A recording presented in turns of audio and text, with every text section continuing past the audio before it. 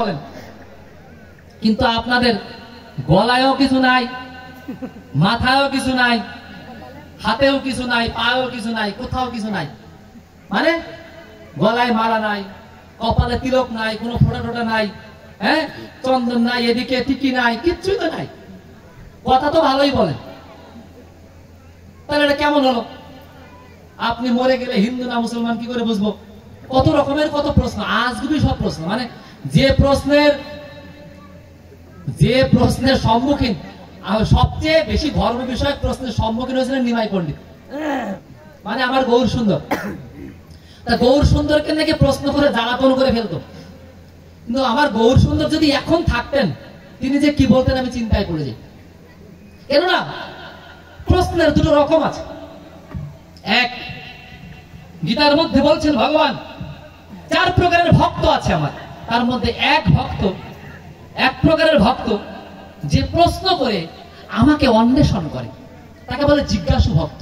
সে জানতে চায় আমি কে, কোথা থেকে এলাম, ইনি কে, এর রূপ কি, এর স্বরূপ কি। মানে এই যে জানা, জানতে জানতে জানতে জানতে এই পুরো জগৎকে জানার প্রতি আগ্রহ যার ফুরায় না, এর ভিতর দিয়ে যে নিজের সাধনা রপ্ত করতে চায়, তাকে বলে জিজ্ঞাসু ভক্ত।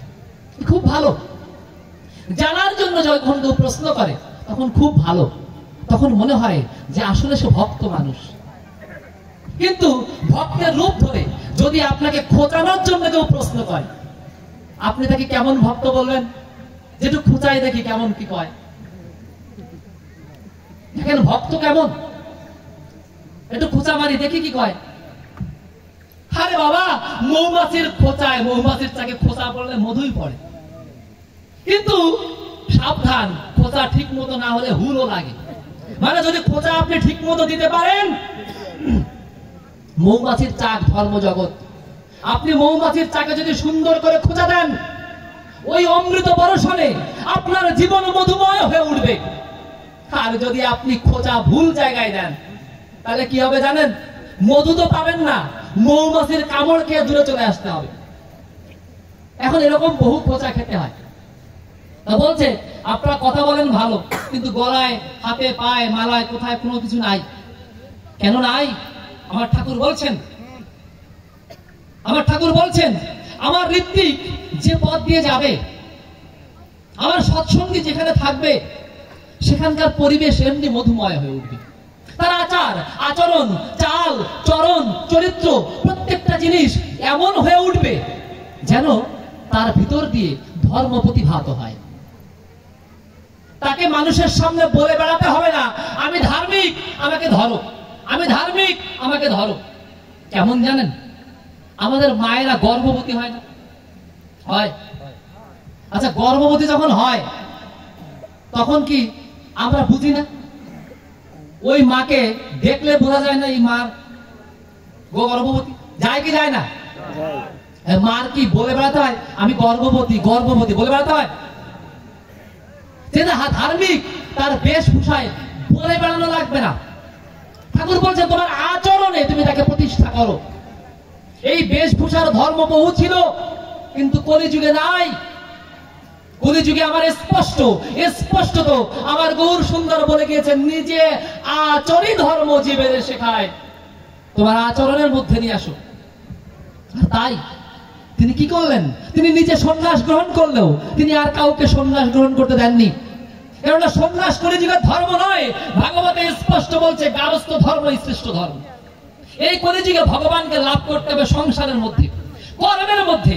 স্পষ্ট গীতার মধ্যে কর্ম সন্ন্যাস থেকে বলছে কর্ম বাদ দিয়ে ধর্ম করা যাবে না। বলছে দেখো, কর্ম ত্যাগের ভিতর দিয়েও ঈশ্বর লাভ হয়। কিন্তু হে অর্জুন, তুমি কর্ম ত্যাগ করো না, কর্মকে ধরে রাখো। অর্থাৎ কর্মের ভিতর দিয়ে তুমি ধর্ম পালন করো। কই কর্মের ভিতর ধর্ম তো আমরা দেখছি না। আজকে আমার এক দাদা এখান থেকে চলে গেলেন, যাওয়ার আগে বলছেন কি দাদা অনেক ব্যস্ত তো, এদিক সেদিক ঘোরাফেরা করি, আবার আরেকটা জায়গায় মঞ্চে যাওয়া লাগবে, এই সময় নাই। সত্য, এটা তার মনের কথা বলেছেন। এখানে আসার আগেও অনেকের কাছে আপনি যখন বলছেন এই চলো ওখানে সৎসঙ্গ হচ্ছে, অনুষ্ঠান হচ্ছে, যাই না, ব্যস্ত, এ কাজ ও কাজ, আসলেই ব্যস্ত। আচ্ছা এবার বলেন মজার বিষয়টা কোথায়? যে আপনি ব্যস্ত, আর তাই আপনি বলছেন আপনার ধর্ম করার সময় নেই। আপনি ব্যবসায়ী, আপনার ধর্মের সময় নেই। আপনি মাস্টার মানুষ, আপনার ধর্মের সময় নেই। আপনি ডাক্তার মানুষ, আপনার ধর্মের সময় নেই। ঠাকুর বলছেন ওরে ধর্মের সময় আলাদা করে করার সময়ই কলিযুগে নাই। তাই ধর্মের জন্য আলাদা সময়ের দরকারই নাই তোমার। তুমি ধর্মকে পালন করো কর্মের মাঝে।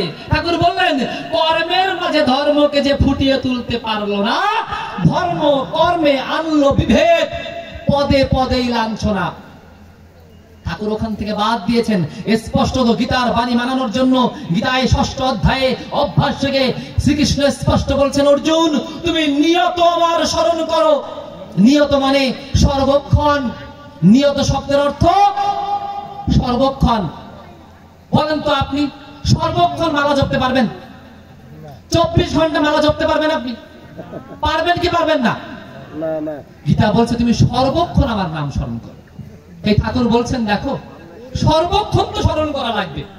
অতএব তোমার মালা নয়, নামই প্রধান। কেউ যদি মালা না জপেও নাম জপে, মালা মুখ্য না, নাম মুখ্য হয়ে দাঁড়ায়। আর তাই ঠাকুর বলছেন ছাড়ো রে মন ভবের আশা, অজপা নামে করো রে নেশা। ছাড়ো রে মন ভবের আশা, অজপা নামে করো রে নেশা।